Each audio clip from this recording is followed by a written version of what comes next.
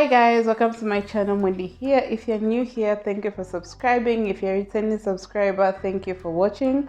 So today's video is a review of Pink Sugar Red Velvet by Aquolina. So this is sort of like the latest release by Aquolina brand in the Pink Sugar line, but to be honest, it's not even very new anymore because it's been out for a minute.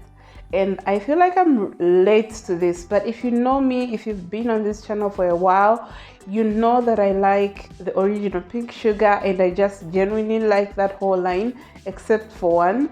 And I did mention that one in my review of the whole Pink Sugar collection, which I did last year. And yeah, so here we are with the latest release.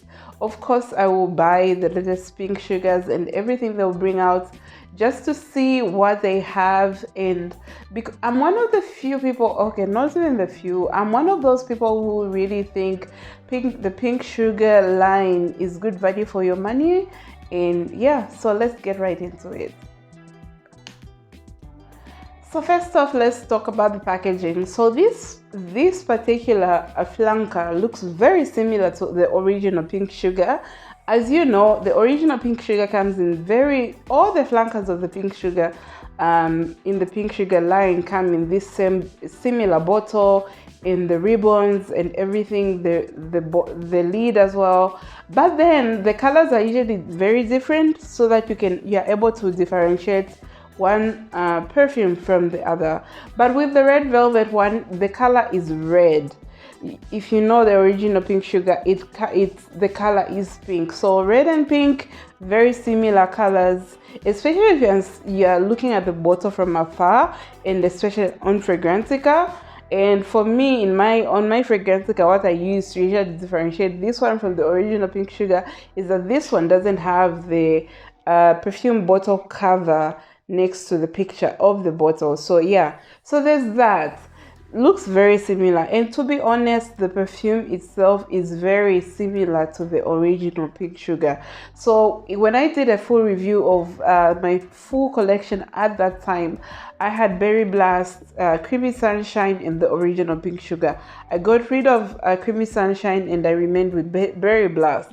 But with this one, and I really feel like after releasing a lot of flankers, not a lot per se, but after releasing those two flankers, I feel like they went on a safer route this time when releasing this one, because it's very similar to the original Pink Sugar.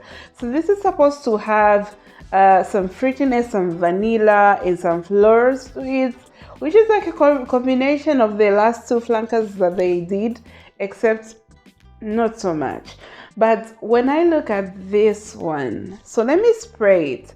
So the first time I sprayed it, and this still, my opinion still stands to this day, the initial spray, the minute you spray this one, you get hit with a strawberry note, like a very distinctive strawberry note.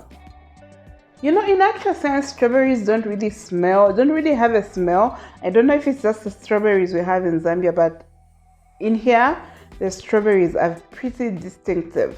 And yeah, so I get a very prominent strawberry note, some fruitiness, some sweetness, of course.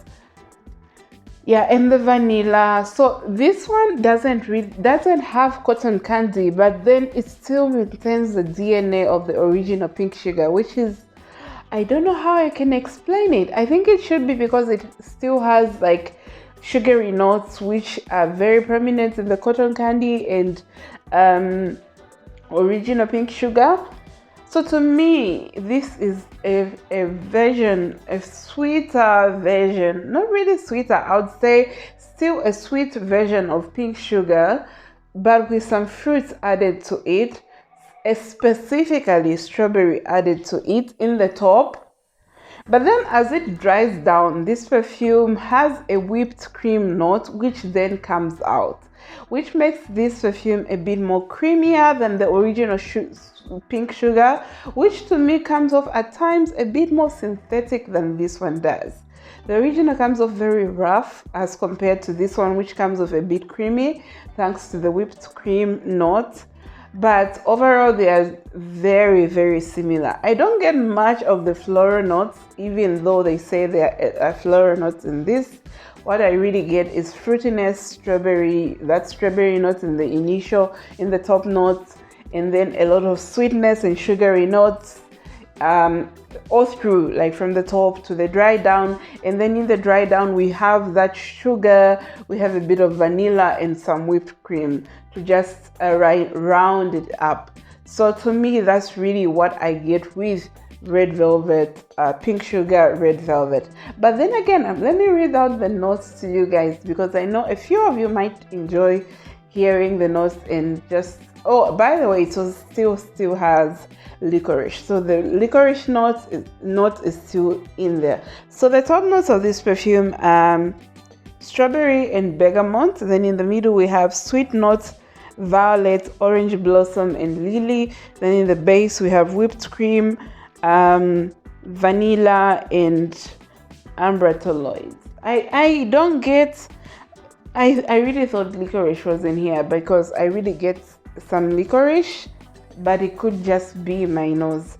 So basically that's what these are my opinions on this. Do I love it? I definitely do. I really feel like if you like the original pink sugar, this is still a safe blind buy. Like if you have never tried the original pink sugar.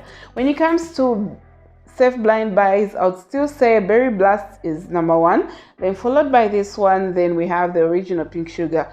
Creamy Sunshine, in my opinion, is the very last between the four of the perfumes if you want to try out something. I don't get much of the floral notes, as I mentioned, not to speak of the orange blossom. So yeah, this one is a good one. And to me, when it comes to seasons, this is one you can wear all year round. Because it does have good lasting power, just like the original pink sugar. So unlike Berry Blast, I feel like Berry Blast has moderate longevity and moderate projection, but this one is more leaning towards the original than Berry Blast does. So basically this is a good one. If you don't like the pink sugar line, you wouldn't like this one for sure. But if you like that line, this is something, and you don't mind having some sort of redundancy, because this one is very similar to the original, this is something I would recommend. So let me know what your thoughts are on this red velvet flanker, and I'll see you in my next video.